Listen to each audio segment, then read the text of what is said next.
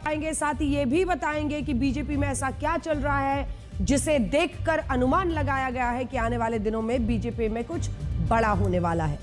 इसके बाद हम अमेरिकी कंपनी के फाइटर जेट F-35 की बात करेंगे जो भारत से बड़ा बेआबरू होकर निकला है।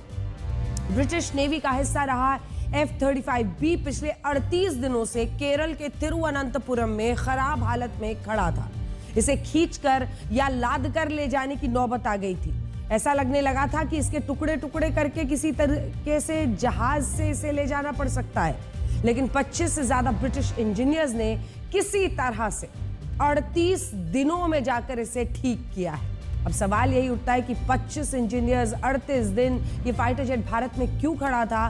दुनिया के सबसे आधुनिक फाइटर जेट्स में ऐसी क्या खराबी थी जिसे ठीक करने में ब्रिटेन और अमेरिका के पसीने पसीने छूट गए?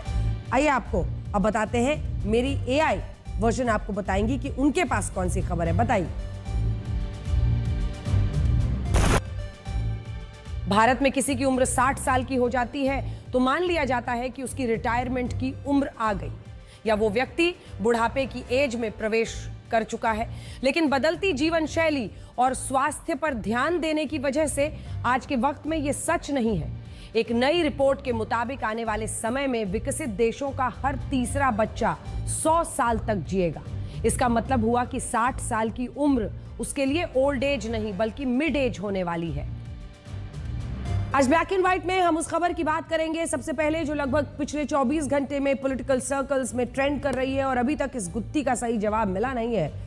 ये खबर है उपराष्ट्रपति जगदीप धनखड़ के इस्तीफे की। कल रात इसी बुलेटिन में यानी ब्लैक एंड व्हाइट में हमने ये न्यूज ब्रेक की थी और तब से लेकर अब तक कयास तो बहुत लग चुके, लेकिन सही जवाब नहीं मिला कि वाइस प्रेसिडेंट जगदीप धनखड़ ने आखिर इस्तीफा क्यों दिया। सबसे बड़ा सवाल तो यह है कि अचानक से चलते हुए सत्र में इस्तीफे की घोषणा क्यों की गई।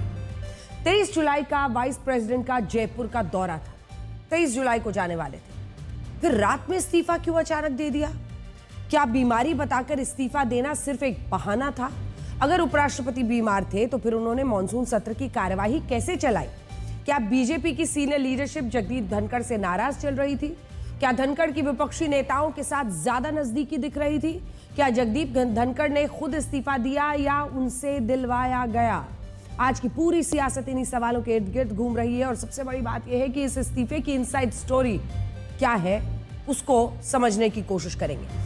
जगदीप धनखड़ के बाद अगला उपराष्ट्रपति कौन बनेगा इस पर भी चर्चा करेंगे क्योंकि अभी उनका करीब 2 साल का कार्यकाल बाकी था। उनके इस्तीफे की इनसाइड स्टोरी आपको बताएंगे, लेकिन उससे पहले ये अपडेट जान लीजिए कि इस्तीफे के बाद आज क्या क्या हुआ है। उपराष्ट्रपति जगदीप धनखड़ का इस्तीफा मंगलवार को राष्ट्रपति द्रौपदी मुर्मू ने मंजूर कर लिया।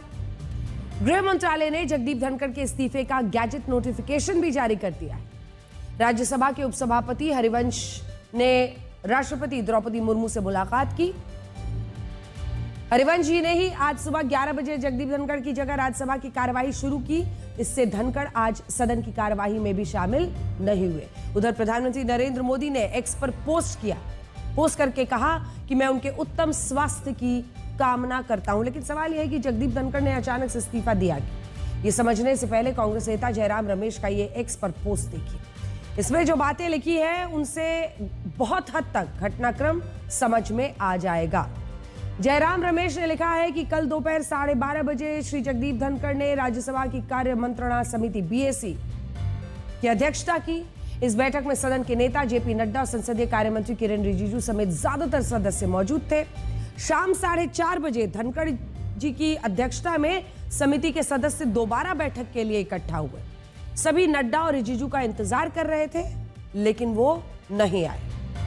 इससे साफ है कि कल दोपहर 1 बजे से लेकर 4:30 बजे शाम के बीच जरूर कुछ गंभीर बात हुई, जिसकी वजह से JP नड्डा और किरेन रिजिजू ने जानबूझकर शाम की बैठक में हिस्सा नहीं लिया। ये तमाम बातें जयराम रमेश लिख रहे हैं क्योंकि वो अपनी तरफ से समझाने की कोशिश कर रहे हैं कि इसमें कुछ ना कुछ काला है, क्योंकि पूरा विपक्ष लगातार एक ही लाइन पर आगे बढ़ रहा है कि अचानक इस्तीफा क्यों दिया, दाल में कुछ काला है। ऐसे में जो जयराम रमेश कह रहे हैं उसमें आगे उन्होंने लिखा है कि श्री जगदीप धनखड़ का इस्तीफा उनके बारे में बहुत कुछ कहता है, साथ ही ये उन लोगों की नीयत पर भी गंभीर सवाल खड़े करता है जिन्होंने उन्हें उपराष्ट्रपति पद तक पहुंचाया था। जाहिर तौर पर जयराम रमेश वैसे तो राजनीति कर रहे हैं, लेकिन वो ये सवाल क्यों उठा रहे हैं कि दोपहर 1 बजे से लेकर शाम को 4:30 बजे के बीच में ऐसा क्या हुआ कि जगदीप धनखड़ का इस्तीफा हो गया। इसके लिए आपको पहले जरा राज्यसभा की कल की कार्यवाही देखनी होगी। कल राज्यसभा की कार्यवाही में जो पहला पॉइंट जानिए जिसकी वजह से विवाद हुआ, 11:35, जिसमें खड़गे की तरफ से पहलगांव हमले और ऑपरेशन सिंदूर पर चर्चा की मांग। विपक्ष लगातार हंगामा कर रहा था तो खड़गे ने बोलना शुरू कर दिया। आतंकवादी पकड़े नहीं गए, मारे नहीं गए, इस तरह की बातें उन्होंने एक के बाद एक बोलनी शुरू की। यह भी कहा कि अमेरिका ने भारत पाकिस्तान के बीच सीजफायर करवाया। यह दावा अमेरिका के राष्ट्रपति कर रहे हैं। कुल मिलाकर ऑपरेशन डिटेल्स भी वो खुलकर मांग रहे थे। इस बीच लगातार सरकार की तरफ से इंटरवीन किया जा रहा था, लेकिन धनखड़ ने लीडर ऑफ द हाउस यानी कि जेपी नड्डा को बोलने का मौका नहीं दिया। इधर से जेपी नड्डा लगातार अपनी बात रखना चाहते थे, उधर से धनखड़ खड़गे को चुप नहीं करवा पा रहे थे। 4 मिनट बोलने के बाद जेपी नड्डा को मौका मिला तो फिर से खड़गे और कांग्रेस के सांसदों की तरफ से शोर करने की कोशिश हुई और इसी के बाद जेपी नड्डा ने वो बात कही जिसका विपक्ष ने मुद्दा बनाया कि रिकॉर्ड में कुछ नहीं जाएगा, सिर्फ जो मैं बोलूंगा वही रिकॉर्ड में जाएगा। ये जेपी नड्डा ने चेयर को नहीं बल्कि विपक्ष के सांसदों को बोला था। पहले ये सुनिए। और मैं ये भी बताना चाहता हूं कि आज दिन तक आजादी के बाद इस तरीके का ऑपरेशन नहीं हुआ जो प्रधानमंत्री मोदी जी के नेतृत्व में हुआ है। I am not going into the details of it, but I would like to tell you.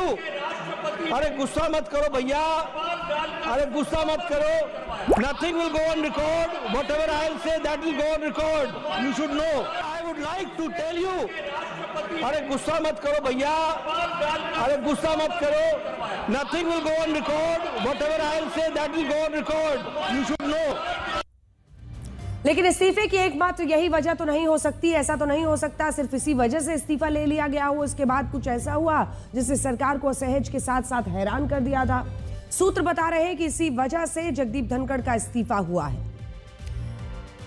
कल शाम लगभग समझ लीजिए 4:07 पर राज्यसभा में सभापति जगदीप धनखड़ ने जस्टिस वर्मा के खिलाफ महाभियोग प्रस्ताव पर 63 विपक्षी सांसदों से नोटिस मिलने की पूरी जानकारी दे दी। उन्होंने ऐसे प्रस्ताव पर दोनों सदनों में नोटिस दिए जाने से जुड़े नियमों का हवाला दिया।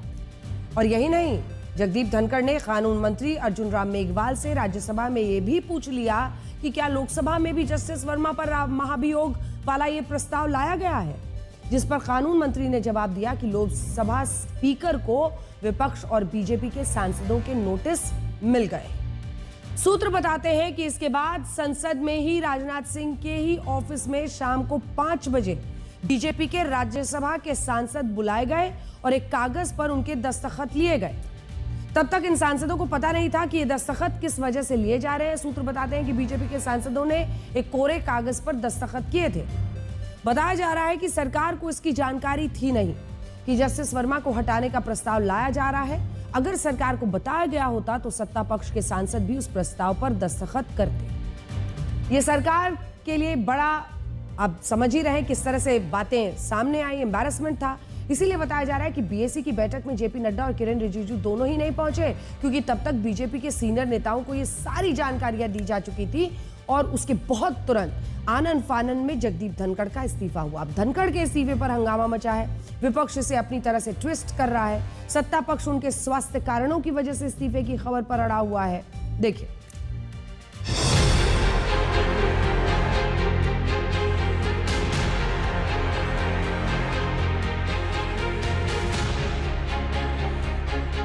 ये साफ दर्शाता है कि कहीं ना कहीं जो रिश्ता केंद्र सरकार और उपराष्ट्रपति के बीच में जो पहले जैसा था अब वैसा नहीं है। कहने का मकसद ही नहीं है, क्योंकि ये उनकी इच्छा है और गवर्नमेंट की इच्छा है कि उनको स्वीकार करना नहीं करना, वो सब उनकी बात है, हमारा कोई इससे वास्ता नहीं। पिक्चर उतनी भी क्लियर नहीं जितनी बताने का प्रयास हो रहा है। बहुत सारी परतें हैं जो कि खुलेंगी आने वाले दिनों में।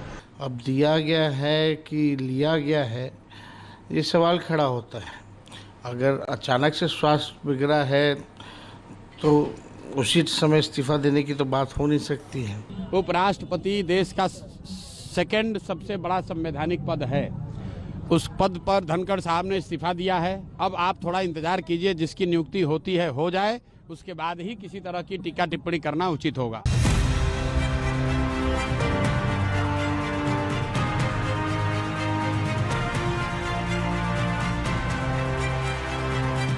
कुछ समय बाद जरूर सच्चाई सामने आएगी कि किस कारण की वजह से उन्होंने इस्तीफा दिया है।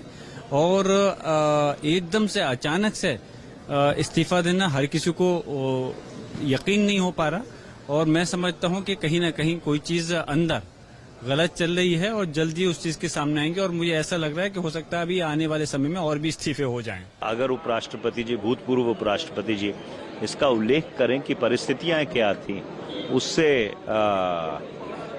जो सच्चाई है वो 146